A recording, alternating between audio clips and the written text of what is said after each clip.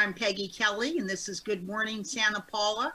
It's Thursday, January 7th, and I'm here today with the new year and with City Manager Dan Singer, Santa Paula City Manager.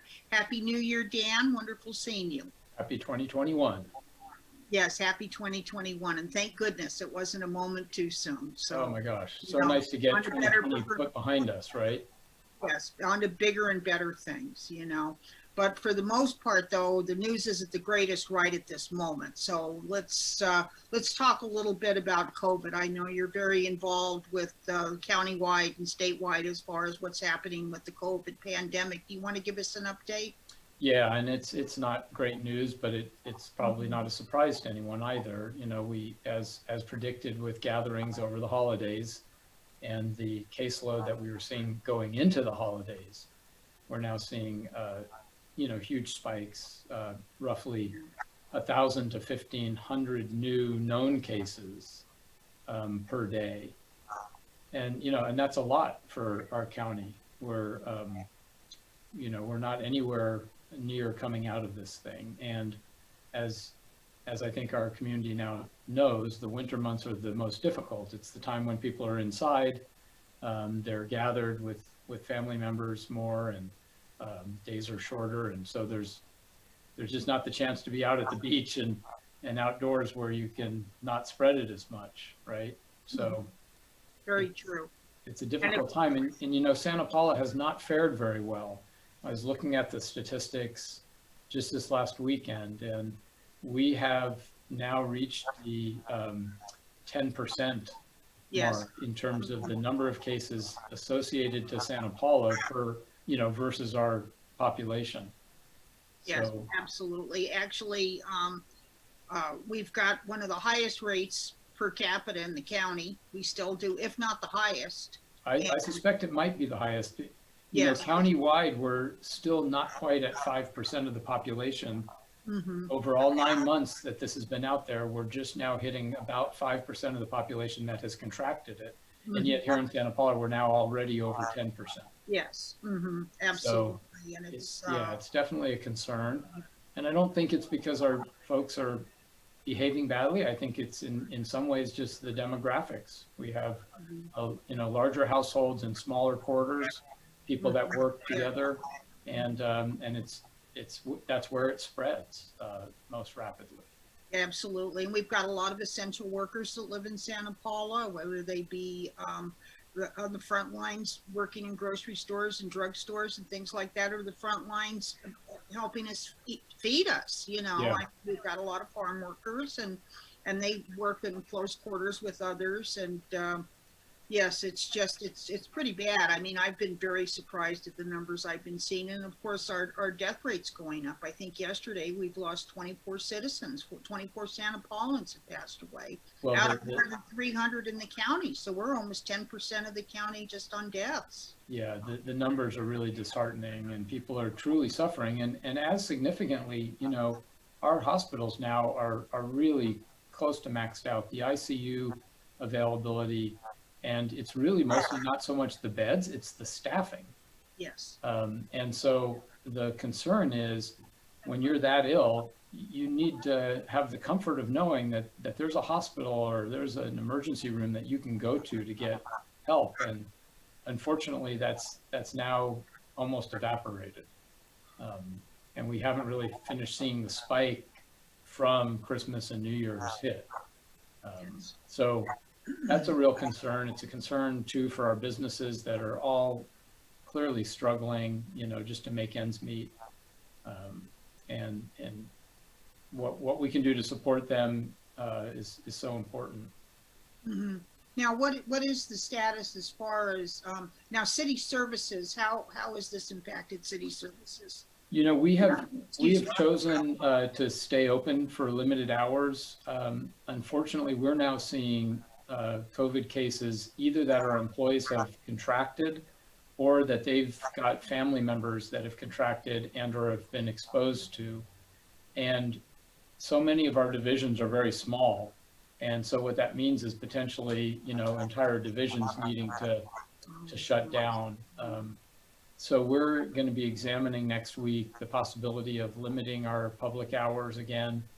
I don't think we'll shut down fully, because we'd really prefer not to, but Sure. we're going to probably see impacts to various crews. It may mean that our response time to complaints, call outs, any of those types of things, including the maintenance of our parks and our streets and stuff, may certainly be impacted, because we have more and more people out, either just quarantining because of exposure or because they've actually gotten the Yes. virus.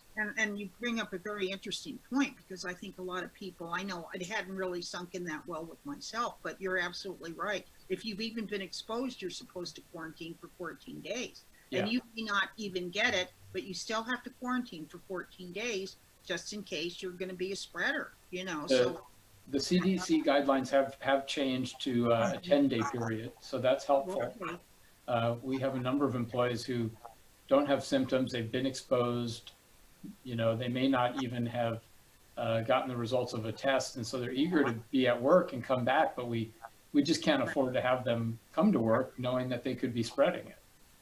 I could understand why they lower that to 10 days too, because it usually takes 4 or 5 days for signs, as long as you're systematic, because we still have plenty of people out there that are not even systematic. Symptomatic, yeah, Yeah. that's right. And that's part of the problem in containing this thing, is a lot of times people don't even know they have it, right? Yes. Mm-hmm. And that's why I said earlier, we're now seeing 1,000 to 1,500 known cases a day. Imagine the number that just haven't gotten tested. Yes, absolutely. Yes, countywide. Yeah, and that's a lot. I know in the counties almost tested 75 or 80%. Now, how many times people have gotten tested are another thing. So, it's hard to really, but there's been so much aggressive testing. And speaking of testing, now we're going to have a move of our testing site here in Santa Paula. We are. Thanks. Thanks for bringing that up. The location has been downtown on Main Street, and it's really caused a lot of problems for those in line, but also traffic circulation and pedestrians. Oh, yes. And so we've been working with the county, and we finally have identified a new site over at Harding Park. That's on Harvard Boulevard on the east side of town. Most people know where Harding Park is, because that's where we've been having fireworks shows in the last handful of years, or Little League events, or any number of things. That's where the Boys and Girls Club sits. So just so the community knows, sometime next week, that relocation will take place. It could even happen this weekend, but for sure next week. The site will be open every day, 6 days a week, except for Fridays. Oh, interesting. Okay. And part of the reason that we're not going to have them there on Friday, because 1 or 2 days they stay closed, is because Food Share comes out and helps do Right. food distribution every other Friday at Harding Park. Mm-hmm. And so this way we can not interfere with their efforts, which are also so important, but yet have testing 6 days a week. It'll allow people to line up much more safely, because Harvard Boulevard there has plenty of lanes and a kind of a parking lane where people can pull over. Yes. So I'm excited to get them relocated, and that'll take place, or that'll exist for at least the winter months. Now, if we're lucky enough to see a real setback of cases and testing goes down, we may be able to move them either back to Main Street or somewhere else, because we also hope we get to have a Little League and a baseball season Yes, absolutely. sometime at the end of winter, which is primarily what Harding Park is used for. But at this point, we're not there, and neither is organized sports. So They will also be expanding then their testing days, even because here they've just been, now they've just been testing Friday through Tuesday. correct. So they'll start testing Saturday through Thursday, is what you're saying. Yes. Sunday, Saturday through Thursday. So Yeah. that's an extra testing day, if I'm not mistaken. That's so correct. that'll do Yep. even. Yeah. I can't count my fingers, but no, that'll be great because that'll help too with the crowds. Because I know people, we get plenty of calls from people saying, "My gosh, what's going on 10th Street?" And there's so much traffic. Well, that's on Main around to 10th and then around again down Ojai Road. I mean, there's a lot of people out there and they are getting tested for COVID-19 and they should be complimented. That's right. But I know sometimes the wait times in Santa Paula have been as much as 3 hours. So I think that this is a great idea because it's a definitely a better place. Yeah, it's just And a easier location to get to from the freeway, get in and out of, and to not then interfere with other businesses and pedestrians and other issues. everything, So, absolutely. Well, I'm yeah. glad to hear that. Now, what's been happening as far as business compliance with the stay-at-home order? Do you want to update us on exactly what the stay-at-home order means right now? Yeah, so really almost all businesses are open. For restaurants, it's only for takeout, Right. no indoor or outdoor dining. Mhm. Our restaurants have been very cooperative. And so just urge our residents to continue to support them, whether that's the convenient drive-through locations or the ones that are toiling away in the kitchen and having people come in to pick up food, but then take it out. Our salons are not supposed to be open, and our athletic clubs and workout facilities have to be closed. And so those are the two categories where the county is seeing the greatest number of problems. There's a number of athletic facilities, including some chains, that are staying open in defiance of the order. That's not the case here in Santa Paula. And the county is dealing with those. And there are even some restaurants that are in defiance. But I'm pleased to say here in Santa Paula, people have been very cooperative. And we just encourage people to keep that up. I know it's been really difficult financially. There's a strong possibility that the county will again do another relief package with funds, especially with this new stimulus money that's been supported in Washington. So not only will individuals and businesses be entitled to money, but there might be county-wide support for small businesses. Well, that's wonderful. Yeah. I know they've worked very hard to try to help the businesses as much as possible. And I know a lot of our residents have been very good about that too, as far as trying to, go and do what they can to as they can. Yeah. Yeah, absolutely. Now, the stimulus checks, have they started arriving? I have heard that some have gone out. I haven't really looked to see whether that's certain categories of recipients or geography. So I don't really know. Mm-hmm. Okay. Okay. Anything else you'd like to address? Let me see what we've got else. We've got, well, city services, hospitals. Tell us a little more about the hospitals. I know you said that, we had a hospitalist did the briefing yesterday for COVID-19 on the thing, and he really was very, very hard hitting and really he just let people know what's going on, and it's just shocking, but it's what people have to hear. Yeah, it's really discouraging, and my hat's off to all of the first responders. You probably saw the headlines down in LA that they've actually told some of the ambulance services if somebody's in really bad shape that they shouldn't even bring them to the hospital. Yeah, which is just a horrific sounding situation to be in. horrible. Yes. So, we need to do what we can to continue to try and keep this spread down. And it's a depressing time. It's a hard way to start the year. It's not going to get better in the next few months, most likely. So we just need to be diligent and hopefully we'll come out of this winter with improved situations. Yes. Well, I believe it will. We've got the vaccine starting to roll out, but hopefully people aren't thinking, well, it doesn't matter, I'm going to get the vaccine now, or anything like that. And it's very serious. So That's right.